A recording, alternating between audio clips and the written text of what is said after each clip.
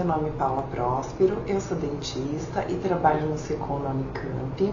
Hoje eu vim falar para vocês sobre um assunto que é muito importante para a nossa saúde e qualidade de vida, que é o sono.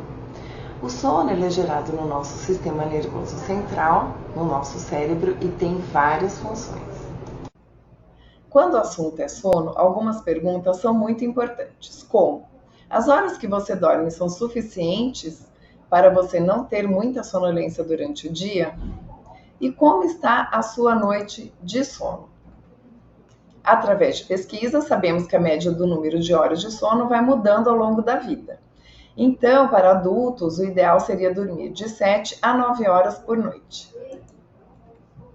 Sabe-se também que existe diferença individual relacionada às pessoas se sentirem mais dispostas ou com mais sono em determinados horários ao longo do dia, que é chamado de cronotipo. Vocês se identificam como uma pessoa que acorda super cedo, com toda a energia e ao chegar ao trabalho agiliza todas as atividades? Ou com a que tem dificuldade para acordar cedo, chega com cara de velório, mas é a última a sair do trabalho, além de estar sempre disposta para aquele happy hour no final do dia? O ideal para essa pessoa seria dormir depois da meia-noite e para ela o horário de verão é um horror. Os tipos são matutino, pessoas que têm pouca sonolência durante o dia; vespertinos, as que têm dificuldade em despertar, preferem dormir mais tarde e também acordar mais tarde, portanto com mais facilidade de adaptação aos trabalhos noturnos. E a intermediário, pessoa que tem um bom desempenho tanto pela manhã quanto pela tarde. Um outro fato muito importante sobre o sono é que todas as nossas atividades são regidas pelo ciclo que é chamado de circadiano. É o ciclo do sono e da vigília. A vigília é o período que estamos acordados. Funciona como um relógio biológico interno que regula funções fisiológicas e mentais em um período aproximado de 24 horas. A desregulação deste ciclo pode causar problemas de saúde, como os distúrbios do sono, que vou comentar com vocês mais para frente, alterações metabólicas e doenças crônicas. Olhando a figura, podemos perceber alguns importantes horários deste ciclo, como às 10 horas, horário que o nosso corpo está em maior nível de atenção; 17 horas na maior eficiência cardíaca e muscular, bom momento para a prática de atividades físicas; 4h30, menor temperatura corporal, aquele horário que sentimos frio e puxamos a coberta de madrugada; 21 horas, início da liberação da melatonina. Portanto, para um bom funcionamento do nosso corpo, seria importante dormir por volta das 22 horas. Ele também é importante para regular a liberação de algumas substâncias no sangue, como os hormônios cortisol, cuja função é promover o despertar, melatonina, que é indutora de sono, e adenosina. Um fato importante é que algumas substâncias, como a cafeína, bloqueiam os receptores da adenosina e assim nos mantém acordados. A melatonina, ela é o principal hormônio responsável pela regulação do ciclo sono e vigília. Sua produção e liberação ocorre no nosso cérebro, na glândula pineal, se inicia ao entardecer e é retino-dependente, portanto relacionada ao claro e ao escuro. O pico da produção deste hormônio é por volta das 23 às 3 da madrugada. Quando dormimos, fazemos alguns ciclos do sono e cada ciclo é composto por fases. Fases do sono. As fases do sono são não REM e o sono REM, que significa movimento rápido dos olhos. No sono não REM, passamos por 3 fases. N1, fase de transição da vigília para o sono, facilidade em acordar. N2, sono superficial, é a fase onde ocorrem os eventos do bruxismo do sono. E a N3 é o sono profundo de difícil despertar. Essa fase é muito importante porque nela ocorre a queda da pressão arterial, recuperação dos músculos, reparação celular e fortalecimento do sistema imunológico. O sono REM, ele inicia cerca de 90 minutos após o início do sono. Essa fase, o cérebro está bem ativo, se assemelha ao cérebro quando estamos acordados, e os sonhos ocorrem nesta fase. Também ocorre a fixação do aprendizado, memória e melhora do cognitivo. Ocorre redução máxima de todos os músculos, menos os músculos cardíaco e diafragma. E o que é muito interessante que a função do músculo do ouvido também é reduzida para bloquear o estímulo auditivo. Ocorre aumento do fluxo sanguíneo e drenagem do líquido cerebral, importante para diminuir os riscos de ocorrer doenças degenerativas cerebrais, como a demência e o Alzheimer. Durante cada noite do sono, passamos por 4 a 6 ciclos. Cada ciclo dura em média entre 90 e 120 minutos, ou seja, de 1h30 a 2 horas. Então, passamos pela fase não REM, N1, N2, N3 e a fase REM em cada ciclo. Agora eu vou falar para vocês sobre a prevalência dos distúrbios do sono.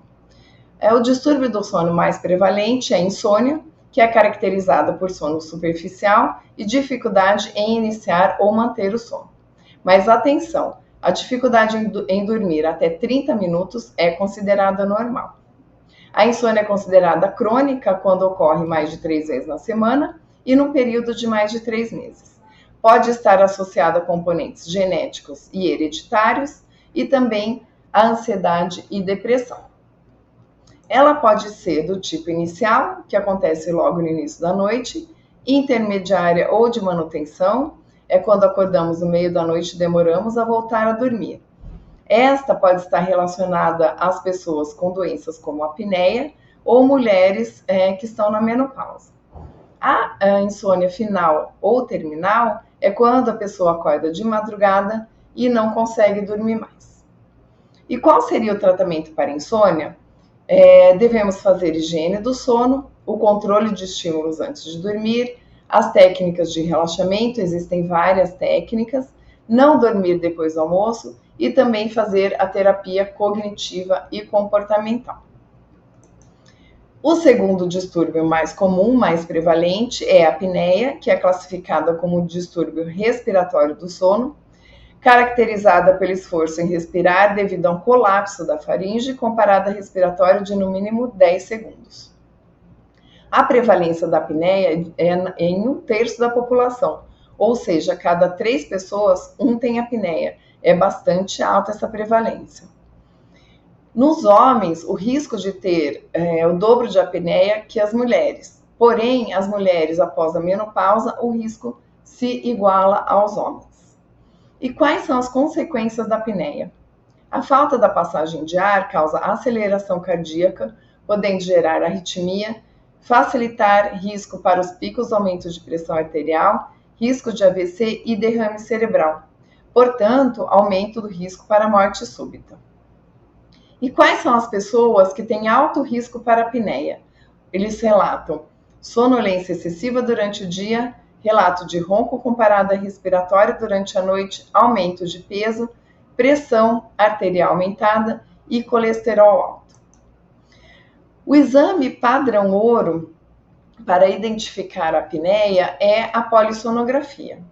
E o tratamento eficiente para apneia, para quem tem apneia diagnosticada com apneia moderada ou severa, é o uso dos aparelhos chamados de PAPs ou CPAPs, que são aparelhos de pressão positiva de ar.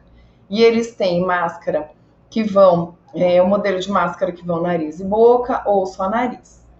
Para os pacientes diagnosticados com apneia leve, o uso de aparelhos intraorais é eficiente para o tratamento e também fazer fisio e fonoterapia. Também devemos ficar atentos a outros fatores que podem atrapalhar o sono, levando a frequentes despertares e, portanto, ser a causa de sonolência durante o dia, como o refluxo e o entupimento nasal causado por sinusite, rinite e asma.